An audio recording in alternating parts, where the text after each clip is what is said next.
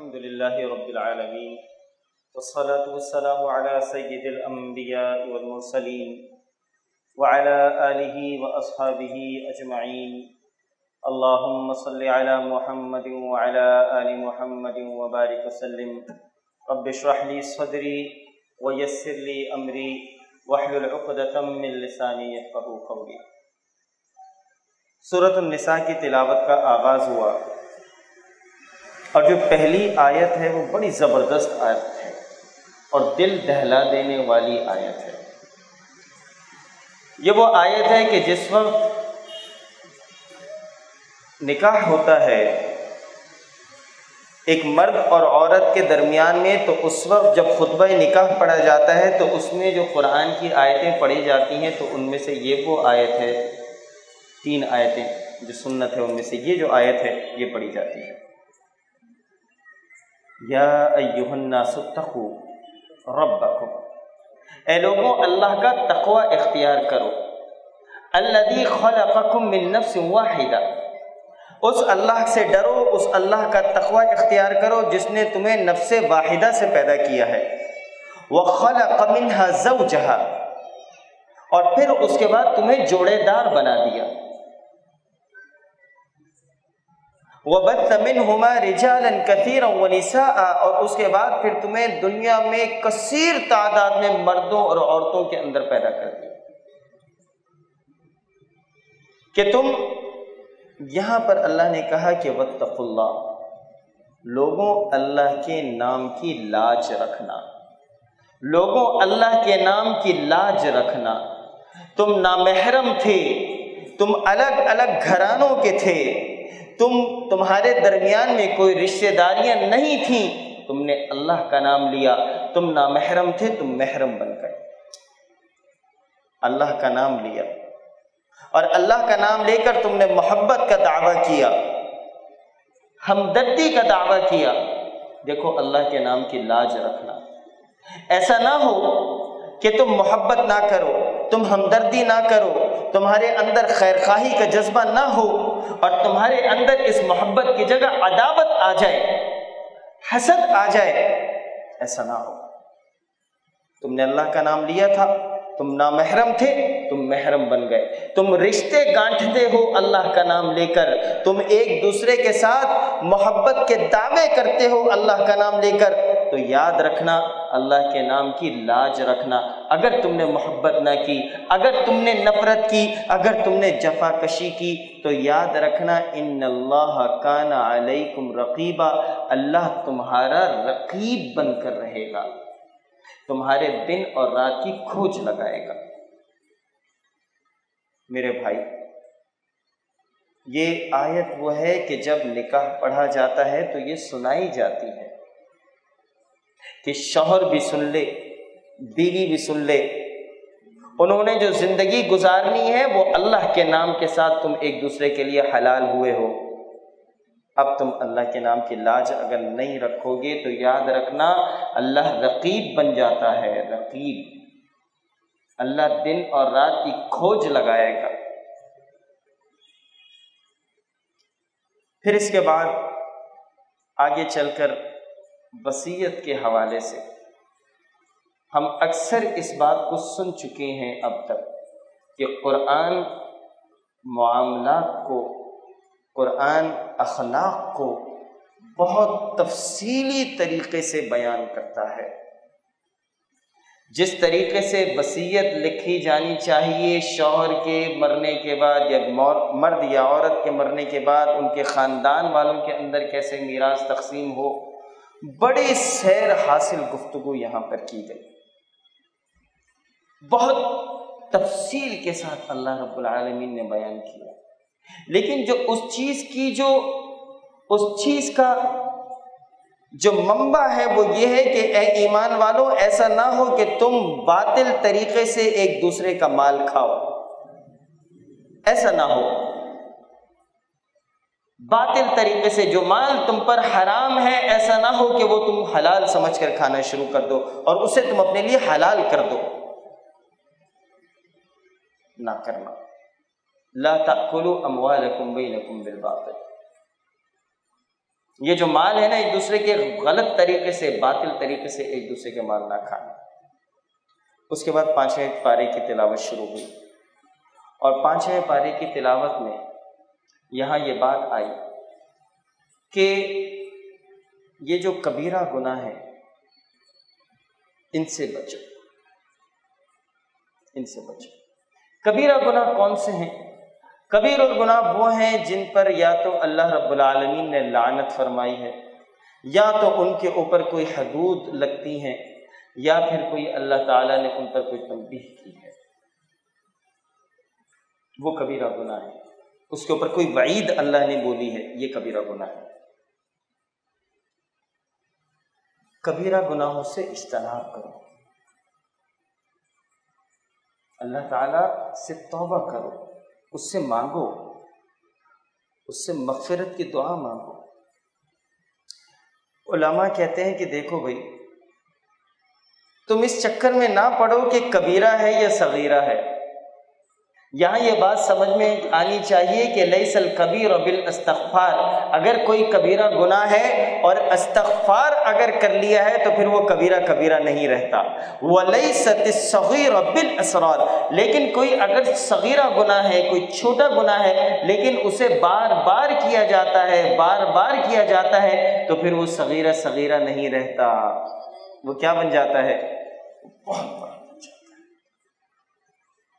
تو اسی لیے اہل اللہ بیان کرتے ہیں، اہل اللہ وہ لوگ جو اللہ کے دوست ہیں، یہ علماء بیان کرتے ہیں کہ دیکھو اس چکر میں نہ پڑو کہ کبیرہ ہے یا صغیرہ ہے، یہ دیکھو کہ نافرمانی کس کی ہے، یہ دیکھو کہ کس کی نافرمانی کی ہے، یہ اللہ کی نافرمانی کی ہے، اللہ کی نافرمانی۔ اس لیے اللہ کی نافرمانی چاہے چھوٹی ہو یا بڑی ہو، اس سے بچو۔ آگے چل کر یہ یہود کے حوالے سے بات آتی ہے کہ یہود بڑا منہ ٹیڑھا کر کے کہتے تھے کہ ہم نے سنا سمعنا وعصینا، ٹیڑھا کر کے سمعنا واطعنا کی جگہ کہتے تھے سمعنا وعصینا، اللہ کے نبی کا مذاق اڑاتے تھے۔ یہاں یہ بات سمجھنے کی ہے کہ اللہ تعالیٰ کو یہ بات بھی پسند نہیں ہے کہ کوئی اللہ کے نبی صلی اللہ علیہ وسلم کی توہین کرے۔ یہود کو منع کیا کہ دیکھو اس طریقے سے نہ بولو۔ پھر آگے چل کر یہ آیت آئی کہ ان اللہ لا یغفر ان یشرک بہ ویغفر ان اللہ لا یغفر ان یشرک بہ، کہ دیکھو اللہ تعالیٰ شرک کو معاف نہیں کرتا۔ ان اللہ لا یغفر ان یشرک بہ ویغفر ما دون ذلک لمن یشاء، اللہ دیکھو شرک کو معاف نہیں کرتا، اللہ کے ساتھ کسی کو شریک نہ کرنا۔ اب یہ جو شرک ہے، ہم روزانہ نماز میں ایک دعا پڑھتے ہیں، ہم کہتے ہیں کہ ایاک نعبد و ایاک نستعین۔ میرے بھائی یہاں سے آپ غور طلب پہلو ہے سمجھنے کا۔ ہم کہتے ہیں کہ اے اللہ میں تیری عبادت کرتا ہوں اور کس سے مدد مانگتا ہوں؟ میں تجھ سے مدد مانگتا ہوں۔ لیکن ہمارا معاملہ کیا ہے؟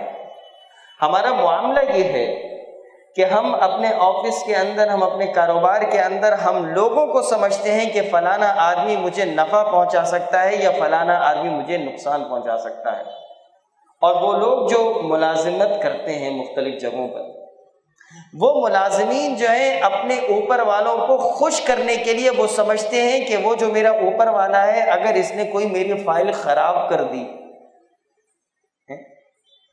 وہ یہ سمجھتے ہیں کہ وہ جو اوپر والا ہے اس کے ہاتھ میں کوئی نفع اور نقصان ہے۔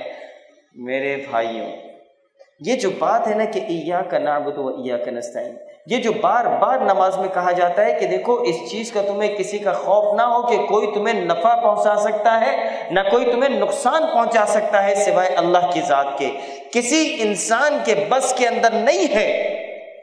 اس لیے دیکھو کسی کو ساتھ ایسا نہ کرو۔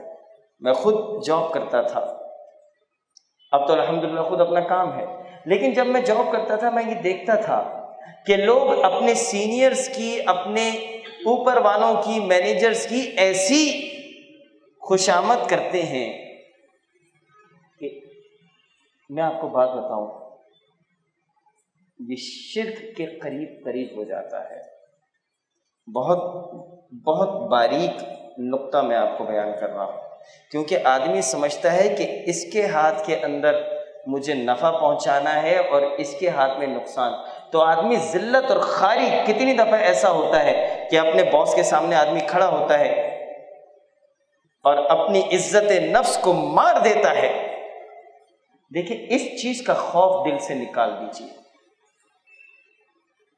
اکرام المسلمین کریں، محبت کریں، اوپر والوں سے بھی کریں، نیچے والوں سے بھی کریں، لیکن نفع اور نقصان صرف اللہ رب العالمین کی ذات دے سکتی ہے۔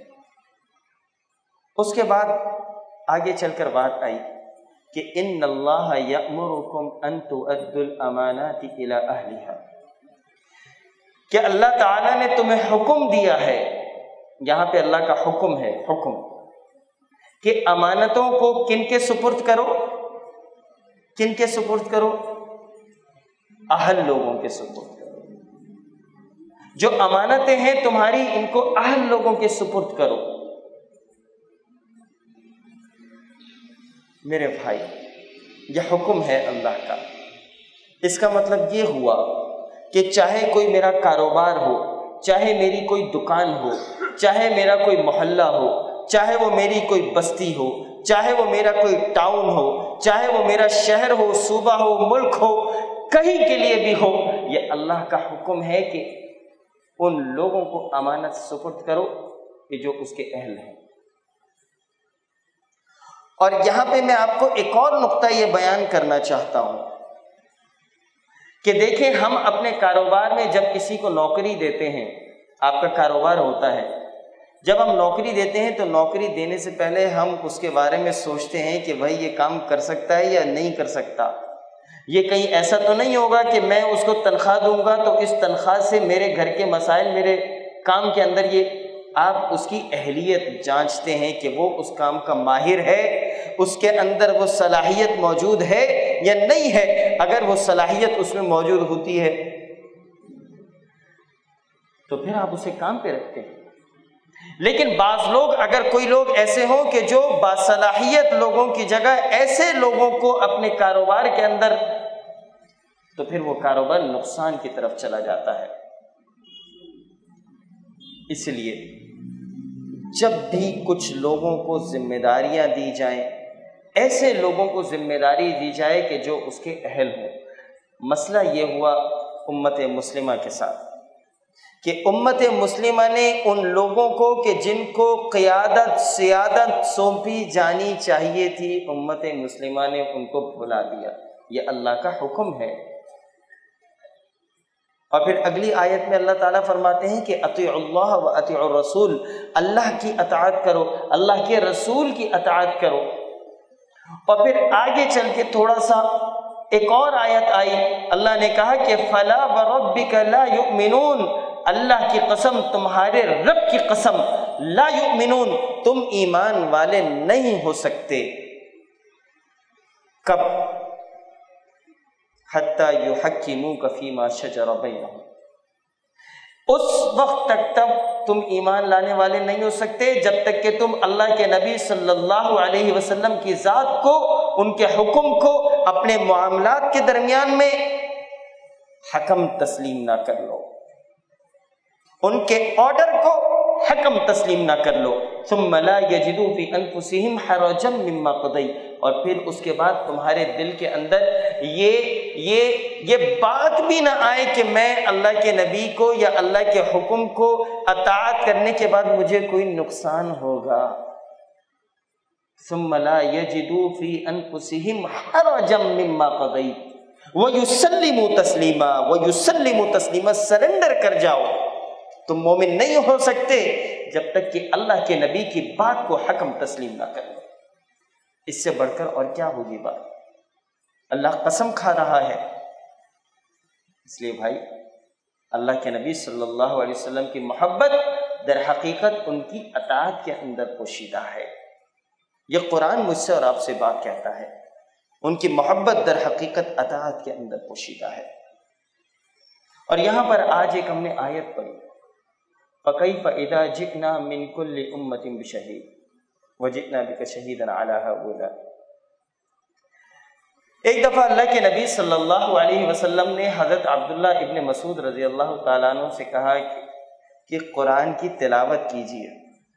ان سے کہا کہ مجھے قرآن سننے کے شوق ہے تو کچھ قرآن کی تلاوت کیجیے، سننا چاہتے تھے۔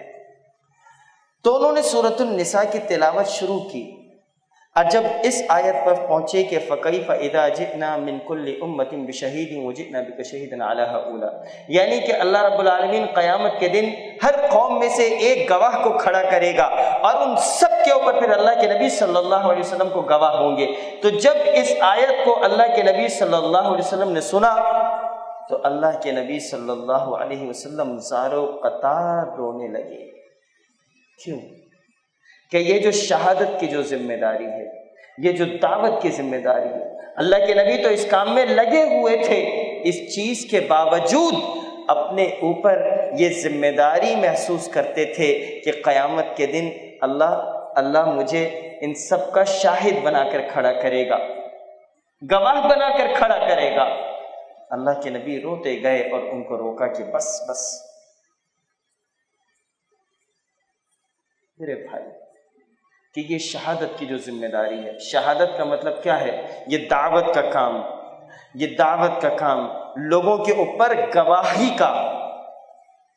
اللہ کے نبی صلی اللہ علیہ وسلم کو لوگوں پہ گواہ بنا دیا، اسی طرح مجھے اور آپ کو بھی لوگوں پہ گواہ بنایا ہے۔ اور جو لوگ اللہ اور اس کے رسول کی اطاعت کرتے ہیں، اللہ نے کہا کہ یہ وہ لوگ ہیں جن پر ہم اپنا انعام نازل کرتے ہیں۔ اور یہاں پر ایک بڑی زبردست بات آئی، اس قرآن کو جنتر منتر نہ سمجھو۔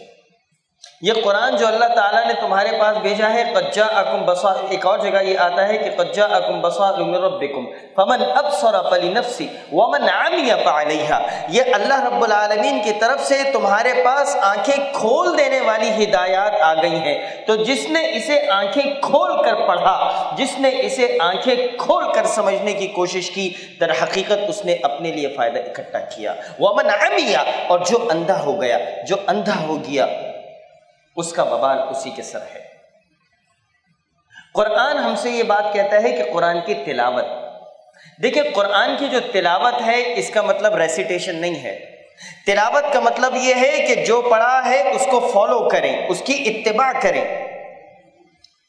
لیکن ہم قرآن کا حق ادا نہیں کرتے۔ یہ قرآن تو آنکھیں کھول دینے والی ہدایات کی کتاب ہے، یہ قرآن تو وہ کتاب ہے کہ جو لوگوں کو اللہ رب العالمین کی طرف لے کر جاتی ہے۔ اس قرآن کا حق ادا کرنا ہے، اور اس قرآن کا حق کیسے ہوگا؟ قرآن خود کہتا ہے کہ افلا یتدبرون القرآن، تم قرآن میں غور و فکر نہیں کرتے، تم قرآن میں غور و فکر تدبر نہیں کرتے۔ یہ تو تدبر کی کتاب تھی، یہ تو غور و فکر کی کتاب تھی، تم اس میں غور و فکر اور تدبر کیوں نہیں کرتے؟ اور پھر سورہ محمد کے اندر جا کر بالکل اسی طریقے کی ایک اور آیت آئی کہ افلا یتدبرون القرآن، تم قرآن میں غور کیوں نہیں کرتے، تدبر کیوں نہیں کرتے؟ ام علی قلوب اقفالها، کیا تمہارے دلوں کے اوپر قفل چڑھ گیا ہے؟ کیا تمہارے دلوں پر تالے لگ گئے ہیں؟ میرے بھائی، یہ قرآن مجھے اور آپ کو دعوت دے رہا ہے کہ اس کو سمجھ لو۔ یہ وہ حکمت والی کتاب ہے کہ جس سے حکمت کے ایسے خزانے نکلتے ہیں کہ میں اور آپ، میرے اور آپ کے گھروں کے مسائل، میری اور آپ کی زندگی کے لیے ہدایات اس قرآن کے کسی نہ کسی صفحے کے اندر ضرور درج ہیں۔ میری اور آپ کی کامیابی اس قرآن کے کسی نہ کسی صفحے کے اندر موجود ہے، لیکن اس امت نے اس قرآن کو چھوڑ دیا، اس امت نے اس قرآن کو چھوڑ دیا۔ پھر آگے چل کر یہ بات آئی کہ دیکھو جب تم نماز پڑھتے ہو تو نماز ختم کرنے کے بعد اللہ کا ذکر کرو۔ اللہ کے ذکر کے اندر بڑی پاور ہے۔ اکثر لوگ یہ سمجھتے ہیں کہ چونکہ نماز تو اللہ کا ذکر ہے، نماز پڑھ لی تو اللہ کا ذکر ہو گیا، لیکن اللہ یہاں کے کہتے ہیں کہ فَإِذَا قَضَيْتُمُ الصَّلَاةَ، جب تم نماز ختم کرو تو فَاذْكُرُوا اللَّهَ، اللہ کا ذکر کرو۔ کل بھی ہم نے یہ بات پڑھی تھی، فَاذْكُرُوا اللَّهَ قِيَامًا وَقُعُودًا وَعَلَىٰ جُنُوبِكُمْ، کھڑے ہوئے ہو، بیٹھے ہوئے ہو، لیٹے ہوئے ہو، اللہ کا ذکر کرو۔ تم جس حالت کے اندر ہو اللہ کا ذکر کرو، اس کو یاد کرو۔ اور یہ اللہ کا ذکر کرنا، اس کو یاد کرنا، یہ بڑے بڑے بڑے ان لوگوں کا کام ہے جن کو اللہ سے محبت ہوتی ہے۔ اور میرے بھائی پھر آگے چل کر یہ بات آئی کہ اے ایمان والو، اے ایمان والو، یا ایھا الذین آمنوا آمنو، اے ایمان والو ایمان لے کر آؤ، اے ایمان والو ایمان لے کر آؤ۔ یہ بڑی عجیب بات ہے کہ ایمان لانے والوں سے اللہ رب العالمین کہہ رہا ہے کہ ایمان لے کر آؤ، اللہ کے اوپر، اس کے رسول کے اوپر، اس کی کتابوں کے اوپر، اس یوم آخرت کے اوپر ایمان لے کر آؤ۔ اللہ رب العالمین دعوت دے رہا ہے۔ اس کا مطلب یہ ہے کہ ایمان لانے والوں کو اپنے تجدید ایمان کی ضرورت بھی پڑ سکتی ہے۔ اپنے آپ کو ہر وقت احتساب کی نیت کے ساتھ آدمی دیکھے اور یہ سوچے کہ کہیں ایسا تو نہیں ہے کہ میں اللہ رب العالمین سے دور نکل گیا ہوں، کہیں ایسا تو نہیں ہے کہ میں اس کی محبت سے دور نکل گیا ہوں، کہیں ایسا تو نہیں ہے کہ میں عداوت کے اندر اور شیطان کی عبادت کے اندر ایسے لگ گیا ہوں، اس کی اتباع کے اندر ایسے لگ گیا ہوں کہ وہ اللہ سے دوری کا راستہ ہو۔ اسی لیے ایمان لانے والوں سے کہا کہ اے ایمان والو، یا ایھا الذین آمنو آمنو آمنو، اللہ کے اوپر ایمان لے کر آؤ، اللہ پر، اس کے رسولوں کے اوپر، اس کی کتابوں کے اوپر ایمان لے کر آؤ۔ اور یہ ایمان لانا بڑا شدید ضروری ہے، یہ کسوٹی ہے، یہیں سے سارے معاملات شروع ہوتے ہیں، یہیں سے چیزیں آگے بڑھتی ہیں، یہیں سے عبادات کی محبت آگے کی طرف نکلتی ہے۔ اسی لیے اللہ کے محبوب بننا چاہتے ہو، اگر اللہ کا محبوب بننا چاہتے ہو تو اللہ کے نبی صلی اللہ علیہ وسلم کی اطاعت اختیار کرو، ان سے محبت کرو، ان کے دین سے محبت کرو، اور اس مشن سے محبت کرو جس مشن سے اللہ کے نبی صلی اللہ علیہ وسلم کو محبت تھی، اس کام سے محبت کرو جس کام سے اللہ کے نبی کو محبت تھی۔ میرے بھائی، میرے بھائی، یہ مسکرا کر دیکھنا بھی صدقہ ہے، یہ مسکرا کر دیکھنا صدقہ ہے۔ شوہر اپنی بیوی کو مسکرا کر دیکھے گا تو یہ صدقہ ہے، اولاد اپنے والدین کی فرما برداری کرے گی تو یہ بھی عبادت کا ایک ذریعہ ہے۔ تو اسی لیے اپنے ایک ایک عمل کو اللہ کے نبی صلی اللہ علیہ وآلہ وسلم ان کی محبت والے عمل کے اندر ہم تبدیل کر دیں، ان کی اطاعت والے عمل کے اندر ہم تبدیل کر دیں، تب جا کے ہمیں کامیابی ملے گی، تب جا کے امت کے لیے کامیابی کا در کھلے گا۔ اور اس پارے کے اندر مختلف جگہوں کے اوپر یہ بات بتائی کہ دیکھو یہ جو جہاد ہے یہ اللہ رب العالمین کے لیے، اس کے لیے،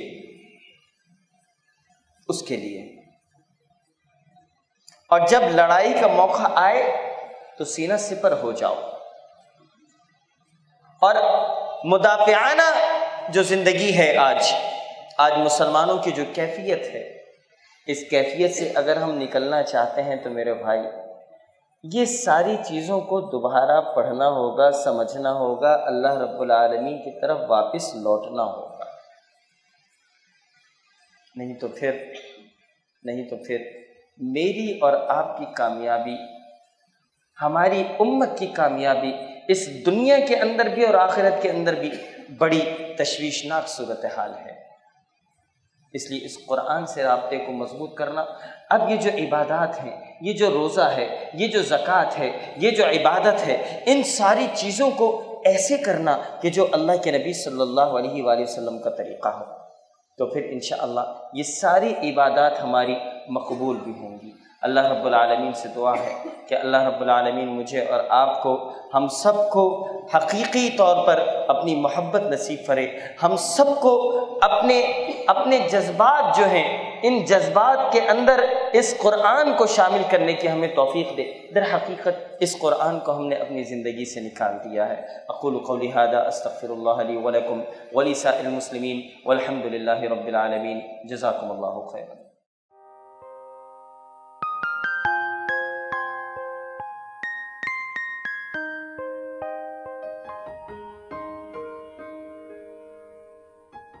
Thank you for watching. You can follow us on given links and subscribe our channel for more information. The Redolent. We are your promotional bridge.